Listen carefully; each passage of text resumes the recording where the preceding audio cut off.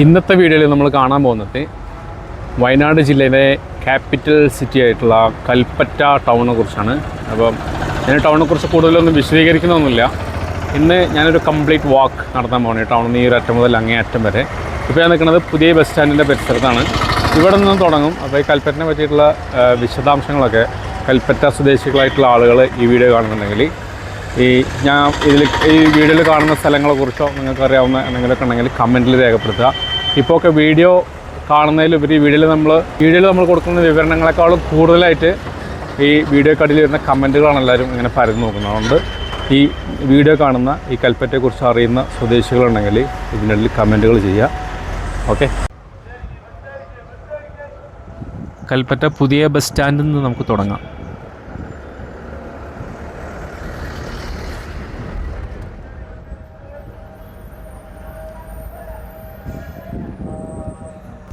നല്ല ബസ് സ്റ്റാൻഡും നല്ല പരിസരമാണ്.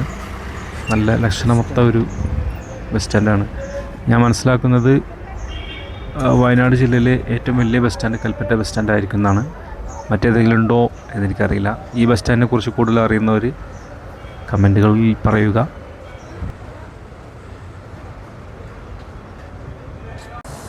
നമുക്കിന്ന് കൽപ്പറ്റ ടൗണ് മാക്സിമം കവർ ചെയ്യണം. അതായത് ഇന്ന് ഞാനിതിനെ സെലക്ട് ചെയ്തിരിക്കുന്ന ഒരു ദിവസം ഒരു ഒഴിവ് ദിവസമാണ്. വ്യാഴം പൊതുവേ തിരക്ക് കുറവുള്ളൊരു ദിവസമാണ്. അങ്ങനത്തെ ദിവസം വന്നാൽ മാത്രമേ നമുക്ക് ഈ സിറ്റി ശരിക്കും അതിൻ്റെ മനസ്സിലാവുള്ളൂ. കാരണം അല്ലാത്ത സമയങ്ങളിൽ വന്നു കഴിഞ്ഞാൽ ട്രാഫിക്കും ബഹളവും ഒക്കെ ആകുമ്പോൾ നമുക്കതിൻ്റെ ഒരു പൂർണ്ണരൂപം മനസ്സിലാവില്ല. നമ്മളെ ശ്രദ്ധ മൊത്തം കേന്ദ്രീകരിക്കുക ജനങ്ങളിലേക്കും മറ്റൊക്കെ ആവും. പക്ഷേ ആ സ്ഥലത്തിൻ്റെ വിസ്തൃതിയും ഒക്കെ മനസ്സിലാവണമെങ്കിൽ കുറച്ചൊക്കെ ഒരാൾ തിരക്കൊക്കെ ഒഴിഞ്ഞൊരു സമയത്ത് തരണം. ഇതിനു മുമ്പും കൽപ്പറ്റയിൽ വന്നിരുന്ന സമയത്തൊക്കെ ഭയങ്കര റഷായിട്ടുള്ളൊരു അന്തരീക്ഷമാണ്. പക്ഷെ ഇന്ന് കുറച്ച് സമാധാനമുണ്ട്. അപ്പോൾ ഇന്ന് നമുക്ക് ഈ കൽപ്പറ്റ ടൗണ് ഇപ്പോൾ ഈ പുതിയ ബസ് സ്റ്റാൻഡിൽ നിന്ന് തുടങ്ങി പഴയ ബസ് സ്റ്റാൻഡ് ആ ഭാഗത്തേക്ക് മൊത്തം ഒന്ന് നടന്ന് നമുക്ക് കാഴ്ചകൾ കാണാം. അപ്പോൾ സുൽത്താൻ ബത്തേരി ആണോ കൽപ്പറ്റ ആണോ വയനാട്ടിലെ ഏറ്റവും വലിയ ഒരു, അതായത് രണ്ടും കമ്പയർ ചെയ്യുമ്പോൾ താരതമ്യപ്പെടുത്തുമ്പോൾ ഏതാണ് ഏറ്റവും നല്ലൊരു സിറ്റി എന്നുള്ളത് ഇതായിട്ട് കൂടുതൽ ബന്ധം അടുപ്പം ഉള്ള ആളുകൾ പറയുക.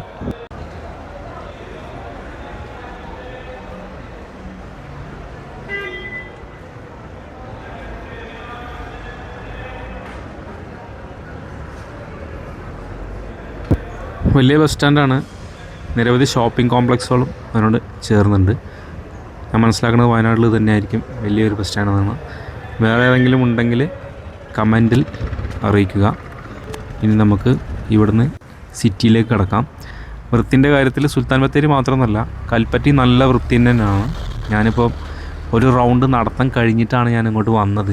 അപ്പോൾ എനിക്ക് തോന്നിയത് അത്യാവശ്യം വീഡിയോ എടുത്ത് കാണിക്കാൻ മാത്രം ഉണ്ടെന്ന് എനിക്ക് തോന്നിയതിൻ്റെ ബോധ്യത്തിലാണ് ഞാനിപ്പോൾ രണ്ടാമത് ക്യാമറ ഓൺ ചെയ്ത് വെച്ചിട്ട് ഈ നടത്തം തുടങ്ങണത്. അടിപൊളിയാണ്, വൃത്തിയുണ്ട്. ഇനി ബാക്കിയുള്ളതൊക്കെ നമുക്ക് വഴിയെ കാണാം. ഓക്കെ. നിങ്ങളുടെ അഭിപ്രായങ്ങൾ കൽപ്പറ്റയെക്കുറിച്ച് പ്ലസ് മൈനസ് എല്ലാം അറിയുന്നവർ പിന്നെ കമൻറ്റ് ചെയ്യുക. അതായത് സുൽത്താൻ ബത്തേരി ആണോ അതോ കൽപ്പറ്റയാണോ, അതിൻ്റെ രണ്ടിൻ്റെയും പ്ലസ്സും മൈനസുകളും ഒന്ന് അറിയിക്കുക. അത് ഈ വീഡിയോ കാണുന്ന മറ്റുള്ളവർക്കും ഉപകാരപ്പെടും. നമുക്ക് സ്റ്റാർട്ട് ചെയ്യാം.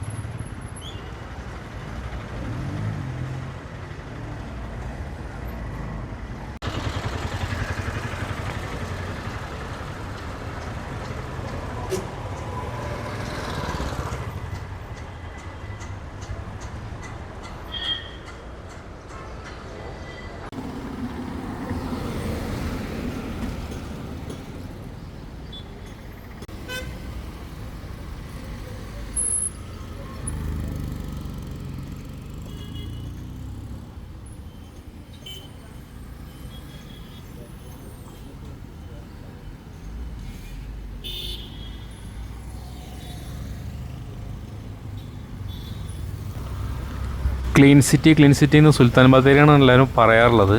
ഒരു മുട്ടായി കടലാസ് പോലും ഇല്ലാന്ന്. ഇവിടെ അതേപോലെയൊക്കെ തന്നെയല്ലേ? ഇവിടെ നല്ല വൃത്തിയായിട്ടാണ് എനിക്ക് തോന്നുന്നത്. കാണുന്നുണ്ടല്ലോ വീഡിയോയിൽ. നിങ്ങൾക്ക് എന്താ തോന്നുന്നത് എന്നുള്ളത് കമൻറ്റിൽ പറയുക.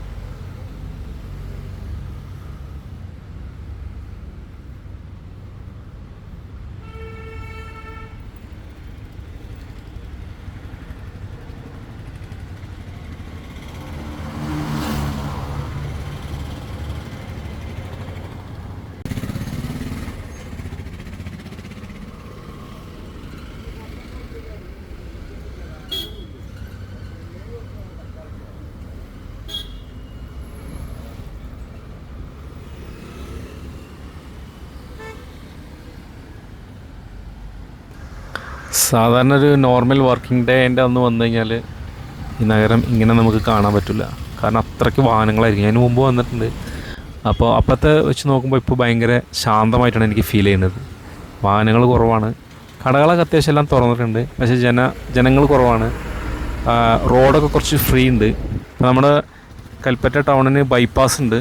എന്നിരുന്നാൽ പോലും ഈ ടൗണിലുള്ള റോഡിൽ ബ്ലോക്ക് അനുഭവപ്പെടാറുണ്ട്. അത്രയ്ക്ക് വാഹനങ്ങൾ വരുന്ന സ്ഥലമാണ്, ജനങ്ങൾ വരുന്ന സ്ഥലമാണ് കൽപ്പറ്റ.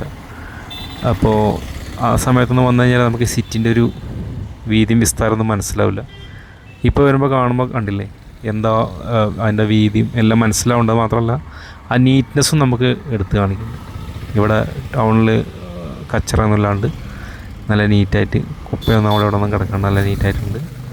അത് ഈ സമയത്ത് വരുമ്പോൾ കാണുമ്പോഴാണ് അതിൻ്റെ ഒരു ഭംഗി.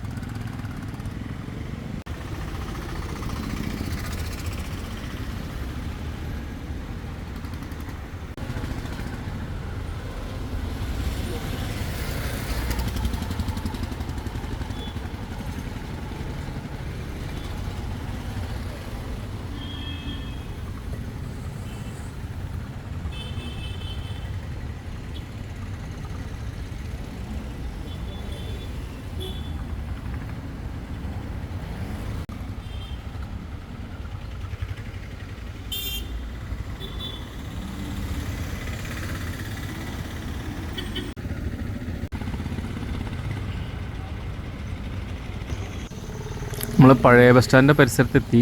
ഇനി മുന്നോട്ട് പോകാം. മുന്നോട്ട് പോയി കഴിഞ്ഞാൽ നോർത്ത് കൽപ്പറ്റ വരെ പോകാൻ പറ്റും.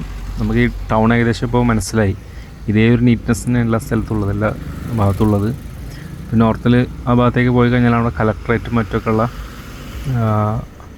സ്ഥലമാണ്. അങ്ങോട്ടേക്ക് നമ്മൾ പോകുന്നില്ല. ഇപ്പോൾ നമ്മൾ പഴയ ബസ് സ്റ്റാൻഡിൻ്റെ പരിസരത്താണുള്ളത്. നമുക്ക് ഏതായാലും ബസ് സ്റ്റാൻഡ് കൂടെ ഒന്ന് കാണാം.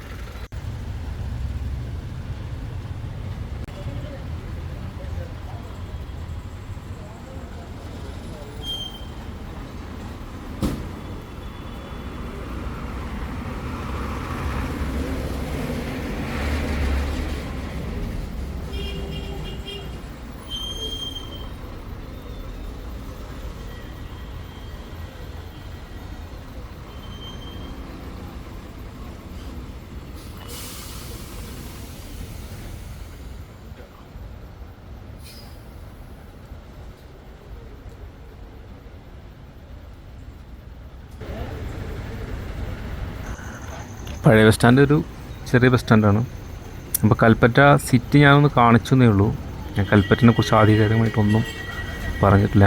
അത് പറയേണ്ടത് കൽപ്പറ്റ സ്വദേശികളായിട്ടുള്ള ആളുകൾ, ഈ നാടിനെ അടുത്തറിയുന്നവർ, ഈ നാടിൻ്റെ എന്തൊക്കെയാണ് ഇതിൻ്റെ പോരായ്മകൾ, എന്തൊക്കെയാണ് ഈ നാടിൻ്റെ ഗുണങ്ങൾ ഒക്കെ നിങ്ങൾ കമൻറ്റിൽ മറക്കാതെ അറിയിക്കും എന്ന് ഞാൻ പ്രതീക്ഷിക്കുന്നു.